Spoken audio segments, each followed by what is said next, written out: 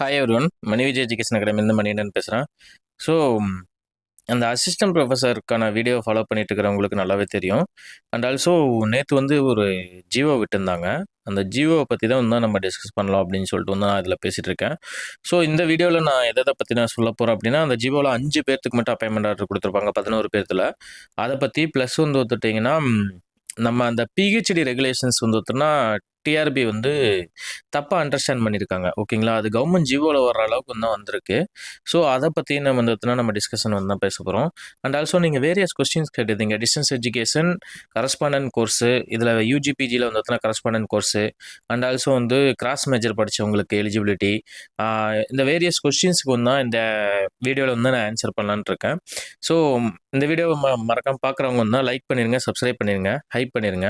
ஏன்னா இந்த வீடியோவில் நீங்கள் பார்க்குற மேக்ஸிமம் ஆஃப் பீப்புள்ஸ் வந்து ஒருத்தனா சப்ஸ்கிரைப் பண்ணாமல் தான் பார்த்துட்ருக்கீங்க. ஸோ தொடர்ந்து நீங்கள் ஃபாலோ பண்ணுறவங்களுக்கு நான் தெரியும். இந்த இந்த அசிஸ்டன்ட் ப்ரொஃபஸர் ரெக்ரூட்மெண்ட் சம்மந்தமாக வந்து உங்களுக்கான நம்பகமான டீட்டெயில்ஸ் வந்து ஒருத்தனா என்னென்ன இருக்குது, எந்த மாதிரி இருக்குது அப்படிங்கிறத பற்றி தான் பேசிகிட்டு இருக்கோம். ஸோ இதில் இவங்க கொடுத்துக்கிறது இப்போது அப்பாயின்மெண்ட் கொடுத்துட்டோம் அப்படிங்கிறதுக்காக சில பேர் எல்லாமே சந்தோஷமாக இருக்கீங்க. பட் ஆனால் இவங்க கொடுத்துக்கிறதுலே முரண்பாடு நிறையா இருக்குது.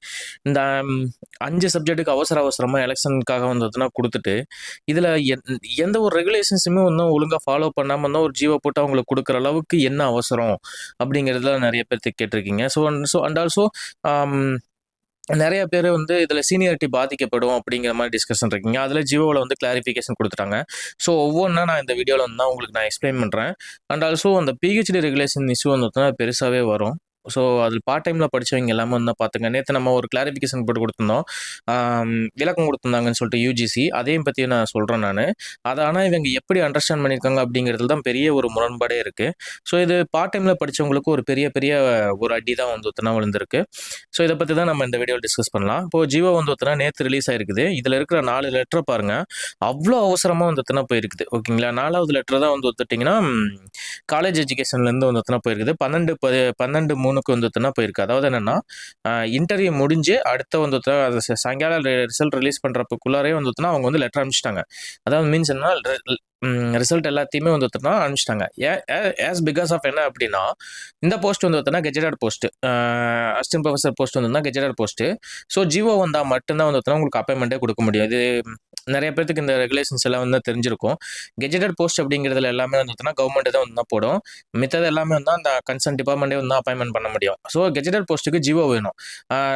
அடுத்த நாள் வந்து சிஎம் ஃபங்க்ஷன் வச்சிருக்காங்க. ஸோ கண்டிப்பாக வந்து முன்னாள் நாள் ஜியோ வந்து வேணும் அப்படிங்கிற காரணத்துக்காக மட்டுமே இவங்க உடனடியாக அந்த இன்டர்வியூ முடிஞ்ச நைட்டே வந்து இவங்க 4வது லெட்டர் பார்த்தீங்கன்னா தெரியும்.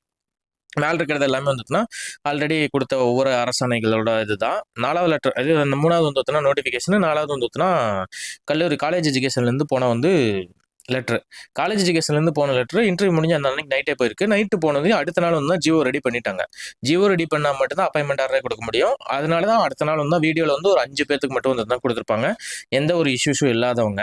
ஸோ இந்த இதுலேயே இது ஒவ்வொன்றா சொல்லியிருப்பாங்க. மேலே படிக்கப்பட்ட ஃபஸ்ட்டு அரசாணை என்ன, செகண்ட் அரசாணை 2708ன்னு சொல்லிக்கிறாங்க. இதில் 4000 ஒன்று இருக்குது. ஏன் அவ்வளோ இருக்குது? கோர்ட்டோட டைரக்ஷன் கொடுத்துக்கிறாங்க, கோர்ட்டோட ஜட்ஜ்மெண்ட். இப்போ இந்த ஜியோவோட கிளாஸில் வந்து இதை பற்றி பேசியிருப்பாங்க. ஸோ நான் அந்த இதுலேயும் நான் சொல்கிறேன். இந்த வீடியோ ஸ்கிப் பண்ணாமல் பாருங்கள். ஓகேங்களா? அப்போ தான் வந்து உங்களுக்கு நிறைய விஷயங்கள் தான் புரிய வரும். ஓகேங்களா? இப்போ இந்த ஒரு அரசாணையின்படி தான் 61 பாடப்பிரிவுகளுக்கு 2708ல் இந்த டேட்டில் நடந்தது. 5 பாடப்பிரிவுகளுக்கு வந்து திரும்பினது. இங்கே 4வது படிக்கப்பட்ட கல்லூரி கல்வி ஆணையரத்தின் கடிதத்தில் இந்த தான் கடிதம். எப்போனா நைட் அவசரமாக போச்சுன்னு சொன்னால, இன்டர்வியூ முடிச்சுட்டு வந்தோன்னா நைட் அனுப்பிச்சிருக்காங்க. அந்த லெட்டரில் என்ன சொல்லியிருக்காங்க, 4வது படிக்கப்பட்ட கல்வி தேர்வு வாரிய தலைவரால் 5 பாடப்பிரிவுகளில் விண்ணப்பதாரர் சான்றிதழ் சரிபார்ப்பு மற்றும் நேர்முக தேர்வுக்கு பிறகு தயாரிக்கப்பட்ட தேர்ந்தோர் பட்டியல் கீழ்கண்டுள்ள விவரங்களின் அடிப்படையில் தகுதிகள் நிர்ணயிக்கப்பட்டுள்ளதாக தெரிவித்துள்ளனர். இப்போ என்னன்னா, அதில் இன்எலிஜிபிலிட்டி லிஸ்ட் போட்டிருந்தாங்க தெரியுங்களா? நம்ம அந்த இன்எலிஜிபிலிட்டி லிஸ்ட்டில் பிஹெச்டி ரெகுலர் மட்டும்தான் படிக்கலாம் அப்படின்னு சொல்லிட்டு வந்து கொடுத்துருந்தாங்க தெரியுமா? அப்போ நம்ம அந்த ஃபர்ஸ்ட் வீடியோலேயே நான் என்ன சொல்லியிருந்தேன், பார்ட் டைம் எலிஜிபிள் இல்லை அப்படின்னு சொல்லியிருந்தேன். ஸோ இப்போ சில நண்பர்கள் வந்து கிளாரிஃபிகேஷன் கொடுத்து எனக்கு இந்த இதை யூஜிசியோட வந்து சர்க்குலர் வந்து அனுப்பிச்சிருந்தாங்க. யூஜிசியோட சர்க்குலரில் வந்து பார்த்துட்டிங்கன்னா பார்ட் டைம் ஃபுல் டைம் ரெண்டுமே ரெகுலர் தான் கன்சிடர் பண்ணுன்னு சொல்லியிருக்காங்க அப்படின்னு சொல்லி அதுக்கு நம்ம சார்ஜ் போட்டிருந்தோம். பட் ஆனால் ஆஸ் பர் நம்ம ஃபர்ஸ்ட் வீடியோவில் சொன்ன மாதிரி தான் பார்ட் டைமே நெக்லெக்ட் பண்ணிட்டாங்க. இதில் தான் சொல்லிக்கிறாங்க பாருங்கள், விண்ணப்பித்த பாடத்தில் அல்லாது தொடர்புடைய துறையில் வேறு பாடத்தில் முதுகலை பட்டம் மற்றும் முனைவர் பட்டத்தினை சில பாலி நாடுகள் சமர்ப்பித்துள்ளனர். ஆசிரியர் தேர்வு வாரியத்தை பொறுத்தவரை தெரிவு முகாமையாக மட்டுமே செயல்பட்டு வருகிறது. இப்பணி நாடுகள் சமர்ப்பித்த கல்வி சான்றிதழ்களின் இணைப்பாடம் சார்ந்து சப்ஜெக்ட் ஈக்குவலன்ஸ் அண்ட் ரிலவன்சி வாரியத்தில் உள்ள விவரங்கள் ஏதும் இல்லாததால் இப்பணி நாடுகள் சமர்ப்பித்த கல்வி சான்றிதழ்களின் இணைப்பாடம் சார்ந்தும் பயன்பாட்டுத் துறையால் கல்லூரி கல்வி இயக்குனர் அதாவது கல்லூரி கல்வி ஆணையர் அளவில் முடிவு செய்து நியமன ஆணை வழங்கும் பொருட்டு இப்பணியாளர்கள் தற்காலிக தேர்விற்கு பரிசீலிக்கப்பட்டிருந்தனர். இதுல ஒரு எவ்வளவு பெரிய இது இருக்கு அப்படின்னா, என்ன இது ஒரு ரெஸ்பான்சிபிள் இல்லாம பதிலா இருக்கு. என்னன்னா, அப்ளிகேஷன் நீங்க போடுறப்ப ஈக்குவலன்ட் சப்ஜெக்டா டைரக்ட் சப்ஜெக்டான்னு கேட்குறீங்க. அப்ப ஈக்குவலன்ட் சப்ஜெக்ட்னா அவங்க கொடுத்து தான் அதுக்கு ஈக்குவலன்ட் சப்ஜெக்ட் என்னங்கிறது தான் என்ட்ரி பண்றாங்க. அப்ளிகேஷன்லயே இருக்கும், பார்த்துருந்தீங்கன்னா தெரியும். அப்போ டைரக்ட் சப்ஜெக்ட்னா இப்போ for example direct subject equivalent subject உங்களுக்கு புரியல அப்படின்னா எப்படி நான் சொல்ல வரேன்னா, ஃபார் எக்ஸாம்பிளுக்கு plant biology and plant biotechnology அப்படிங்கிறது ஈக்குவலன்ஸ் டு பிஎஸ்சி பாட்னி. ஓகேங்களா, BSc plant biology and plant பயோடெக்னாலஜிங்கிறது பிஎஸ்சி பாட்னிக்கு ஈக்குவல். அதே மாதிரி வந்துட்டுனா MSc plant biology and plant biotechnology வந்துட்டுனா எம்எஸ்சி இதுக்கு வந்துட்டுனா ஈக்குவல். ஓகேங்களா, ஒன்று எய்தர் வந்துட்டுனா அவங்க பிளான்ட் பயாலஜியில் அப்ளை பண்ணிக்கலாம், ஏன் எம்எஸ்சி பாட்னியில் வச்சுட்டு பாட்னி சப்ஜெக்ட்டுக்கு வந்துட்டுனா அவங்க அசிஸ்டன்ட் ப்ரொஃபஸர் அப்ளை பண்ணியிருக்கலாம். ஓகேங்களா, அவங்களால எழுத முடியும். ஸோ நீங்கள் ஈக்குவலன்ட் சப்ஜெக்ட் வந்துட்டுனா அப்ளிகேஷன்லேயே கேட்டீங்க. அப்போ இங்கே எப்படி தப்பிச்சுக்கிறாங்கன்னா, நாங்கள் பணியை எடுக்கிறவங்க மட்டும்தான், ஈக்குவலன்ட் சம்மந்தமான டீட்டெயில்ஸ் எல்லாம் எங்ககிட்ட கிடையாது. ஸோ அதனால வந்துட்டீங்கன்னா இதை கல்லூரி ஆணையரகம் டிசைட் பண்ணும் அப்படின்னு சொல்லிட்டு ஒரு நேக்கா நழுவிட்டாங்க. ஓகேங்களா, ஸோ இதனால என்ன ஆகுது அப்படின்னா, சர்டிஃபிகேட் வெரிஃபிகேஷன்ல நீங்க நாட் ஈக்குவலன்ட் அப்படின்னு சொல்லி நீங்க கொடுத்தங்காட்டி என்ன ஆயிடுச்சுன்னா, இப்போ ஒரு சில பேர் என்ன பண்ணிருக்காங்க, இந்த ஒரு 5 சப்ஜெக்ட்ல வந்தவங்களே என்ன பார்த்துருக்காங்கன்னா, இதில் நல்லா பார்த்துருந்தீங்கன்னா தெரியும், அந்த ஹியூமன் ரைட்ஸ் சப்ஜெக்ட்ல ஃபர்ஸ்ட் மார்க் எடுத்த பொண்ணு ரிஜெக்ட் ஆயிருக்கும். அந்த சப்ஜெக்டை படிக்கல அப்படின்னு சொல்லிட்டு தான் ரிஜெக்ட் ஆயிருக்கும். அவங்க ஈக்குவலன்ஸ் ஒரு வேளை இருந்தது அப்படிங்கிறத வச்சுட்டு ரிஜெக்ட்னா இவங்க ரிஜெக்ட் பண்ணல, ஆனா அந்த பொண்ணு இன்டர்வியூல ஆப்சென்ட் ஆயிருக்கும். அப்போ சர்டிஃபிகேட் வெரிஃபிகேஷன் முன்னாடி நாள்லயே ஓகே நீங்க ஈக்குவலன்ஸ் இல்லை அப்படின்னு சொல்லி சொன்னங்காட்டி அடுத்த நாள் ஆப்சென்ட் ஆயிடுச்சு. இப்போ நாளைக்கு இந்த இஷ்யூ இவங்க ஒரே வார்த்தையில் முடிச்சுட்டாங்க, சப்ஜெக்ட் ஈக்குவலன்ஸ் டீடைல் எங்ககிட்ட இல்லை, ஸோ அதனால இது கல்லூரி ஆணையர் தான் டிசைட் பண்ணும் அப்படின்னு சொல்லி காலேஜ் எஜுகேஷனுக்கு கைகாட்டி விட்டுறாங்க. இப்போ இப்படி ஒரு பதிலை கொடுத்தா என்ன மாதிரி இது? ஈவன் தோ இதே மாதிரி இஷ்யூ டிஎன்பிஎஸ்சிலையுமே நடந்திருக்கு. ஈவன் நாங்க போன குரூப் 2ஏலேயே ஜேசிஏக்கு பிகாம் படிச்சிருக்கணும் அப்படிங்கிறது, அந்த பிகாம்ல நிறைய இஷ்யூஸ் வந்தது. அப்போ ஈக்குவலன்ஸ் சர்டிஃபிகேட் கொண்டு டிஎன்பிஎஸ்சி தான் கேட்டதே தவிர நீங்க அந்த கன்சர்ன் இந்த டிபார்ட்மெண்ட்ல கொண்டு போய் கொடுத்துங்க. இப்போ அதை எடுத்தது எங்க டிபார்ட்மெண்ட் கோஆபரேட்டிவ் இப்போ ஃபினான்ஸ் டிபார்ட்மெண்ட்ல இருக்குது. இப்போ அந்த ஃபினான்ஸ் டிபார்ட்மெண்ட்ல போயிட்டு நீங்க ஈக்குவலன்ஸ் டிசைட் பண்ணீங்க அப்படின்னு சொல்லிட்டு டிஎன்பிஎஸ்சி கைகாட்டல. ஈக்குவலன்ஸ் சர்டிஃபிகேட்டை நீங்க டிஎன்பிஎஸ்சியில் சப்மிட் பண்ணுங்க தான் சொன்னாங்க. ஸோ இதெல்லாம் சேர்த்து தான் அவங்க கொடுத்துருக்குமே தவிர, ஆனால் ஈக்குவலன்ஸ் சொல்லிட்டு இவங்க சர்டிஃபிகேட் வெரிஃபிகேஷன்லேயே முடிச்சு விட்டாங்கன்னா எப்படி அவன் இன்டர்வியூ வருவான்? இப்போ இன்டர்வியூ வராமல் போறப்போ அவன் போயிட்டு கோர்ட்ல போயோ இல்லை மற்ற இடத்துலயே போய் வந்தா ஆர்குமெண்டே பண்ண முடியாத அளவுக்கு இந்த இதில் போயிருது. ஸோ இதுதான் பெரிய முரணா இருக்குது. இப்போ ஒரே வார்த்தையில அவங்க இந்த லெட்டர், இந்த 4வது லெட்டர் போச்சு தெரியுங்களா, நைட் இன்டர்வியூ முடிச்சுன்னு அமைச்சிருக்காங்க பார்த்தியா, அந்த லெட்டர்ல இதை சொல்லியிருக்காங்க அப்படின்னு சொல்லிட்டு இந்த ஜிஓவில் சொல்லியிருக்காங்க. ஓகேங்களா, ஈக்குவலன்ஸ் எல்லாம் எங்களால் வெரிஃபை பண்ண முடியாது, அது கல்லூரி கல்லூரிக்கு அதாவது காலேஜ் எஜுகேஷன் கமிஷனர் தான் டிசைட் பண்ணும் அப்படின்னு சொல்லிட்டாங்க. இப்போ என்னன்னா, நீங்க செலெக்ஷன் முடிச்சு நீங்க அதுக்கப்புறம் ஒரு லிஸ்ட் அனுப்புவீங்க, அதை அவங்க வெரிஃபை பண்ணுவாங்க. இப்போ நீங்க சர்டிஃபிகேட் வெரிஃபிகேஷன்லேயே முடிச்சுட்டா என்ன பண்ண முடியும்?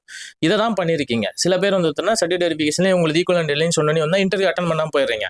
நான் உங்ககிட்ட ரொம்ப ரெக்வஸ்ட் பண்ணி கேட்கறது என்னன்னா, சர்டிஃபிகேட் வெரிஃபிகேஷன்ல உங்களுக்கு இன்டர்வியூ அலோவ் பண்றாங்க. இப்போ ஈக்குவலன்ஸ் இல்ல அது இல்லை அப்படின்னு சொன்னாலுமே, இப்போ அதே இதில் ஹியூமன் ரைட்ஸ்ல பாருங்க, 2 பேர் ரிஜெக்ட் பண்ணாங்க. 2 பேர்த்துல ஒருத்தருக்கு இன்டர்வியூ அட்டன் பண்ணியிருக்காரு, ஒரு பொண்ணு ஆப்சென்ட் ஆயிடுச்சு. அந்த மாதிரி ஆப்சென்ட் ஆகாதீங்க. நாளைக்கு நீங்க கோர்ட்லயே போய் போட்டு நீங்க போஸ்டிங் வாங்கணும் அப்படின்னா கூட இன்டர்வியூல ஆப்சென்ட் ஆனீங்கன்னா உங்களால கிளைமே பண்ண முடியாது. ஆனா இன்டர்வியூ அட்டன் பண்ணிருக்கீங்க அப்படின்னா உங்களோட மார்க் முன்னாடி வருது அப்படின்னா ஆட்டோமேட்டிக்கா நீங்க கிளைம் பண்ண முடியும். ஸோ இது ஒரு இந்த கண்டிஷன் தான் ஃபர்ஸ்ட் கண்டிஷனு. ஓகேங்களா, நெக்ஸ்ட் வந்துட்டீங்கன்னா இதே இதில் எடுத்துங்க, அரசாணை நிலையம் 2வது இதில் தான் இது ரொம்ப அப்பத்தமாக சொல்லியிருக்காங்க பாருங்க. உயர்கல்வி இந்த ஜியோ 5 நேற்று கூட நம்ம குரூப்ல டிஸ்கஸ் பண்ணிருக்கேன். குரூப்னா இது என்ன சொல்றேன்னா, டெலகிராம் சேனல். அந்த டெலகிராம் சேனல்ல நான் டிஸ்கிரிப்ஷன்லயுமே ஃபர்ஸ்ட் கமெண்ட்லையும் தரேன், ஜாயின் பண்ணிங்க. டிஸ்கஷன் அங்கே பண்ணுங்க. ஓகேங்களா, இது ரொம்ப முரணா இருக்கு இந்த ஜியோவிலேயே. ஸோ அதனால தான் நான் சொல்றேன், இப்போ நான் பேசிட்டு இருக்கேன், எனக்கு இதில் எந்த யூஸுமே கிடையாது. இவன் I am not a PhD candidate. Candidate. ஓகேங்களா? நான் பிஹெச்டி முடிக்கலாம் கிடையாது. ஆனா இந்த இடத்துல ஒரு பிரச்சனை இருக்குது அப்படிங்கிறது வந்து பார்த்தீங்கன்னா உங்களுக்கு சொல்றேன். நீங்க பார்ட் டைம்ல படிச்சவங்க வந்து பார்த்தீங்கன்னா கேளுங்க. ஏன் வந்து பார்த்தீங்கன்னா கேட்காம இருக்கணும்? அதே மாரி வந்து ஈக்குவலன்ஸ் டிகிரி படிச்சவங்களும் வந்து பார்த்தீங்கன்னா கேளுங்க. அப்ப இவங்கலாம் சொல்றத பார்த்தா வந்து எப்படி வேணாலும் ரிஜெக்ஷன் வந்து தான் பண்ணிட்டு போயிரலாம். ஸோ இதனால அலர்ட்டாவே இருங்க. 13 வருஷம் கழிச்சு போடுறாங்க. ஒரு கெஜெட்டட் போஸ்ட் இது. இதுல நீங்க வந்து பார்த்தீங்கன்னா கேர்லெஸ்ஸா இருந்தீங்கன்னா பிரச்சனை தான். ஸோ அதனால இதுல இப்ப செகண்ட் இதுல வந்து பார்த்தீங்கன்னா என்ன சொல்லியிருக்காங்கன்னு பாருங்க. நெக்ஸ்ட் இதுல உங்களுக்கு வந்து பார்த்தீங்கன்னா உயர்கல்வித்துறையில வந்து 11/1/2021 பத்தியில இதுல வந்து முனைவர் பட்டத்தினை ரெகுலர் மோடில் பயின்றிருக்க வேண்டும் என தெரிவிக்கப்பட்டுள்ளதால் பார்ட் டைமில் பயின்றவர்கள் தகுதியற்றவர்களாக கருதப்படவில்லை. ஓகேங்களா? இப்போ வந்து பார்த்துட்டீங்கன்னா இந்த இடத்துல இதை வந்து சொல்லிட்டாங்க. பார்ட் டைம்ல பயின்றவர்கள் தகுதியானவர்களாக கருதப்படவில்லை அப்படின்னு சொல்லியிருக்கிறாங்க. ஸோ தமிழ்ல இருக்காட்டி கொஞ்சம் வந்து ஸ்ட்ரக் ஆகுது. ஓகேங்களா? இப்போ என்ன இதில் சொல்லிக்கிறாங்கன்னா ரெகுலர் மோடுன்னு சொல்லி வந்துட்டுனா சொல்லிட்டாங்க. இதில் எதுலனா அந்த அந்த நம்மளுக்கு வந்து ஜியோவில் கொடுத்துருக்காங்க தெரியுங்களா? அந்த ஜியோவை நான் உங்களுக்கு காட்டுறேன் அந்த பேஜை. அந்த ஜியோவில் வந்து பார்த்தோன்னா எலிஜிபிலிட்டியில் வந்து பார்த்தோன்னா இங்கே கொடுத்துருக்காங்க PhD degree of the candidate has been awarded in a regular mode அப்படின்னு சொல்லி கொடுத்துருக்காங்க. இந்த ரெகுலர் மோடுக்கு யூஜிசிட்ட வந்து தான் கிளாரிஃபிகேஷன் கேட்டது. Clarification regarding regular mode with reference to the PhD degrees அப்படின்னு சொல்லி கேட்டதுக்கு இவங்க என்ன சொல்லிக்கிறாங்க, PhD degree which are pursued either full time or part time will be treated as a degree awarded through the regular mode அப்படின்னு சொல்லி சொல்லிட்டாங்க. இப்போ என்னன்னா அந்த ரெகுலர் மோட் அப்படிங்கிறதுக்கான மீனிங் என்ன, full time or part time வந்து will be treated as a degree awarded through regular mode provided these are வந்து இன் கன்ஃபர்மேட்டிவ் இந்த சென்டென்ஸ்ல என்ன சொல்லிட்டாங்கன்னா ஃபுல் டைம் படிச்சிருந்தாலும் சரி பார்ட் டைம்ல படிச்சிருந்தாலும் சரி அது ரெகுலர் மோட தான் கன்சிடர் ஆகும். எது நான் வந்து PhD acquired under distance mode is not permitted அப்படின்னு தான் சொல்லிக்கிறாங்க. இவங்க என்ன சொல்லிக்கிறாங்க, ஒரு ஜியோல இந்த ஜியோல வந்தது கவர்மெண்ட் போட்டது கிடையாது. இது வந்து லெட்டர். இந்த லெட்டர் எந்த லெட்டர் வந்து போயிருக்குதுன்னா இங்க இவங்க 4வது லெட்டர்ல கல்லூரி கல்வி ஆணையரத்தின் நேர்முக கடிதம் வந்துதான். அதாவது யார் அனுப்பிச்சிருக்கிறாங்க, காலேஜ் எஜுகேஷன்ல இருந்து அனுப்பிச்சதுல இப்படி ஒரு கிளாரிபிகேஷன் கொடுத்துருக்காங்க. என்னன்னு, நீங்க வந்து முனைவர் பட்டத்தினை ரெகுலர் மோடில் பயின்று இருக்க வேண்டும் என தெரிவிக்கப்பட்டுள்ளதால் பார்ட் டைமில் பயின்றவர்கள் தகுதியானவர்களாக கருதப்படவில்லையாமா. அவங்களே தெளிவா சொல்லிட்டாங்க, ஃபுல் டைமும் பார்ட் டைமும் வந்து ரெண்டுமே ரெகுலரா தான் வந்து கருதப்படணும் அப்படின்னு சொல்லி யூஜிசியே கிளாரிபிகேஷன் கொடுத்துச்சு. ஜிஓ வந்து யூஜிசியோட கைடன்ஸை பேஸ் பண்ணி தான் வந்து போட்டிருக்காங்க. அப்போ இவங்க எப்படி வந்து பார்ட் டைம் வந்து அவங்க கன்சிடர் பண்ணல அப்படிங்கிறதுல தான் பெரிய முரண்பாடு இருக்குது. ஸோ இது பார்ட் டைம் படிச்சவங்க கன்சிடர் பண்ணிக்க. இன்னொரு கண்டிஷன் என்னன்னா, நீங்க PG with NET or SET இல்லை அதுக்கப்புறம் நீங்க பிஹெச்டி பார்ட் டைம் படிச்சிருந்தா எந்த இஷ்யூஸும் கிடையாது. உங்ககிட்ட நெட் ஆர் செட் இல்லை, நான் பிஹெச்டி குவாலிஃபிகேஷனை வச்சு தான் நான் இந்த எக்ஸாம் எழுதுனேன் அப்படின்னா அந்த பிஹெச்டி பார்ட் டைமா இருந்தா வந்து இவங்க ரிஜெக்ஷன் பண்ணிக்கிறாங்க. அது நீங்க வந்து இந்த கைடன்ஸ் வச்சு நீங்க கைட்லைன்ஸ் வச்சு வந்து நீங்க கேட்கலாம். ஓகேங்களா? நாளைக்கு நீங்க ஒவ்வொரு சப்ஜெக்டா சர்டிஃபிகேட் வெரிஃபிகேஷன் போறவங்க ஈக்குவலன்சி ஜிஓ வந்து எப்படி எடுக்கணும் அப்படிங்கிறத நான் அடுத்த வீடியோல சொல்றேன். ஓகேங்களா? ஒவ்வொரு சப்ஜெக்ட்டுக்கும் தமிழ்நாடு கவர்மெண்டே வந்து ஈக்குவலன்சி ஜிஓ கொடுத்துருக்குது. அந்த ஈக்குவலன்சி ஜிஓ எங்க இருக்கும், வெப்சைட், எல்லா டீட்டெயிலும் நான் அடுத்த வீடியோல நான் எக்ஸ்பிளைன் பண்றேன். ஓகேங்களா?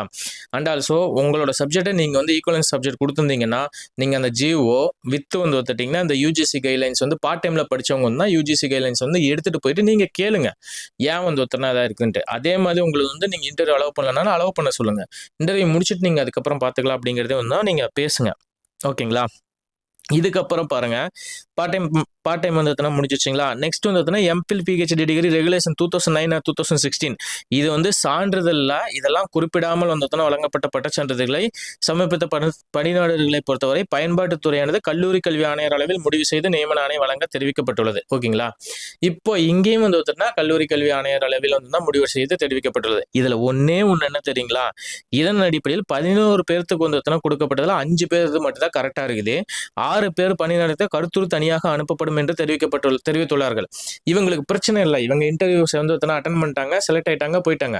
ஸோ இவங்களுக்கு வந்து நாளைக்கு வந்து இவங்க வந்து டிஸ்கஷன் பண்ணுவாங்க. கவர்மெண்ட் டிசைட் பண்ணும் என்ன பண்ணலாம் என்னங்கிறது வந்து தான் டிசைட் பண்ணும். பட் ஆனால் நீங்க அந்த 6 பேரும் சரி, நீங்க இனிமேல் போறவங்களும் சரி பிஹெச்டி பார்ட் டைமும் வந்து ரெகுலராக பார்த்துக்குங்க.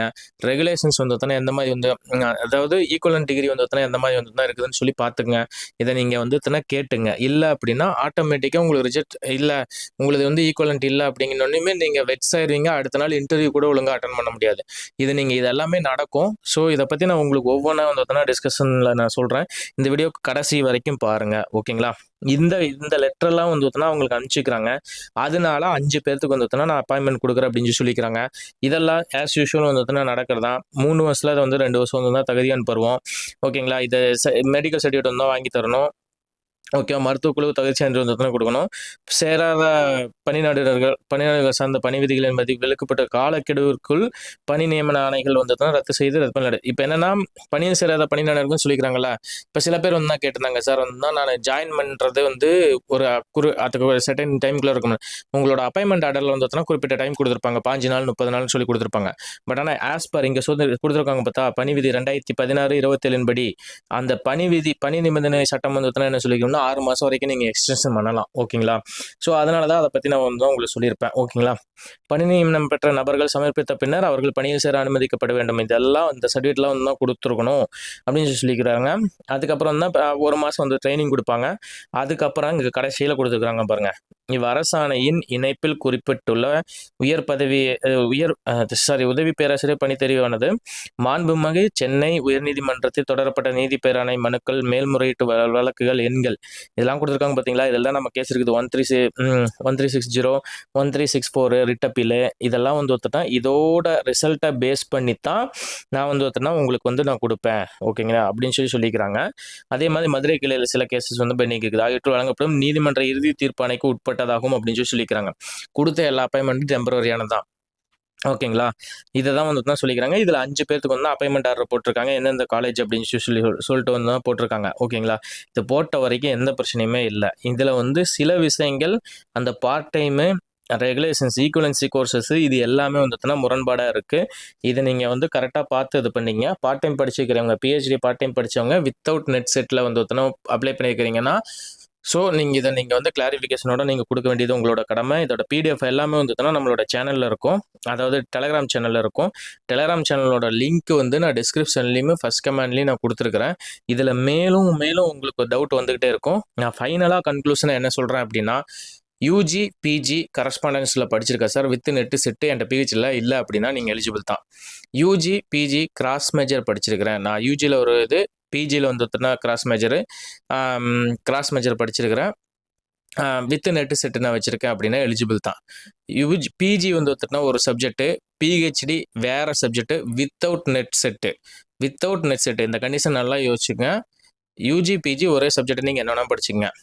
ஆனா வந்து பார்த்துட்டீங்கன்னா பிஹெச்டி வேற சப்ஜெக்ட்ல வந்து பண்ணியிருக்கிறீங்க. ஆனா உங்ககிட்ட வித்தவுட் நெட் செட்டு பிஹெச்டி வந்து ரெகுலர்லயே படிச்சிருந்தாலும் எந்த சப்ஜெக்ட்ல வந்து பிஹெச்டி பண்ணியிருந்தீங்களோ அந்த சப்ஜெக்ட்ல மட்டும்தான் நீங்க எலிஜிபிள் ஆவீங்க. பிஜி படிச்ச சப்ஜெக்ட்ல நீங்க எலிஜிபிள் ஆக மாட்டீங்க. ஓகேங்களா? அதே மாதிரி யுஜி, பிஜி வந்து பார்த்துட்டீங்கன்னா நான் வந்து கிராஸ் மேஜர்ல படிச்சுட்டு பிஜில என்ன படிச்சனோ அதுக்கு தான் வந்து நான் நெட் எழுதியிருக்கிறேன் அப்படின்னா நீங்க எலிஜிபிள் ஆவீங்க. ஓகேங்களா? Cross major not an issue. ஓகேங்களா?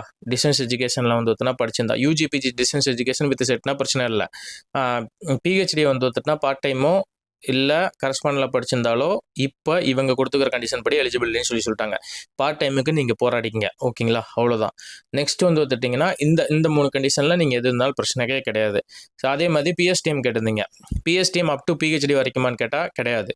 அப் டு பிஜி வரைக்கும் 1 to 12வது ப்ளஸ் வந்து யூஜியில் டிகிரி படிச்சிருக்கணும். பிஜிலையும் வந்து யூஜியில் வந்து தமிழ் மீடியத்தில் படிச்சிருக்கணும். பிஜிலையும் வந்து தமிழ் மீடியத்தில் படிச்சிருக்கணும். ஸோ இது எல்லாத்துக்குமே நீங்கள் சர்டிஃபிகேட் வச்சிருக்கணும். அப் டு நீங்கள் 1வதுலேருந்து 5வது வரைக்கும் வேறு ஸ்கூலு, 6வதுலேருந்து 10வது வரைக்கும் வேறு ஸ்கூல்னாலும் 2 சர்டிஃபிகேட் வைக்கணும். நான் 1வதுலேருந்து 10வது வரைக்கும் வந்து ஒரே ஒரு சர்டிஃபிகேட் தான் வச்சுக்கிறேங்க சார் அப்படின்னா வந்து அதே ஸ்கூலில் படிச்சிங்கன்னா பிரச்சனை கிடையாது. அதே மாதிரி இண்டிவிஜுவலாக நீங்கள் வெவ்வேறு ஸ்கூல் 1வது வேறு ஸ்கூல் 2வது வேறு ஸ்கூல்னா இண்டிவிஜுவலாக வந்து நீங்கள் பிஎஸ்டிஎம் வாங்கி வச்சிருந்தா மட்டும்தான் உங்களுக்கு பிஎஸ்டிஎம் ரிசர்வேஷன் எலிஜிபிள் வரும். இல்லைனா வராது. பிஹெச்டி வரைக்கும் தமிழ் மீடியத்தில் படிக்கணும்னு அவசியம் கிடையாது. பிஜி வரைக்கும் தமிழ் மீடியத்தில் படிக்கணும். ஓகேங்களா? பிஜி வரைக்கும் தான் மினிமம் குவாலிஃபிகேஷனு. அப்போ பிஜி வித் நெட் செட் வந்து இருந்தால் போதும். நான் வந்து நெட் செட் இல்லை சார், பிஹெச்டி வரைக்கும் வந்து பிஹெச்டி வச்சு தான் நான் உள்ளே வர்றேன், குவாலிஃபிகேஷன் உள்ளே வர்றீங்கன்னா உங்களுக்கு பிஹெச்டி வரைக்குமே பிஎஸ்டிஎம் கேட்பாங்க. ஓகேங்களா? இதுதான் வந்து என்னோட இந்த வீடியோவில் நான் சொல்லணும்னு விருப்பப்பட்டேன். இந்த வீடியோ தயவு செஞ்சு ஃபுல்லாக பாருங்கள். அப்போ தான் உங்களுக்கு புரியும். ஸோ மறக்காமல் ஷேர் பண்ணிடுங்க. நான் அடுத்த வீடியோவில் நான் உங்களுக்கு அந்த ஈக்குவலன்சி சர்டிஃபிகேட் எங்கேருந்து டவுன்லோட் பண்ணணும் என்னன்னு சொல்லிட்டு வந்தது, ஈக்குவலன்சி ஜியோ வந்து எங்கேருந்து எடுக்கணும்னு சொல்கிறேன். ஸோ அதை யூஸ் பண்ணிங்க. மறக்காமல் பாருங்கள், சப்ஸ்கிரைப் பண்ணிங்க, உங்கள் ஃப்ரெண்ட்ஸுக்கு ஷேர் பண்ணுங்கள், இதை பற்றி டிஸ்கஸ் பண்ணுங்கள். ஓகேங்களா? கான்ஃபிடென்ட்டாக இருங்க. இது ப்ரிப்பரேஷன் மட்டும் பாருங்கள். Thank you so much.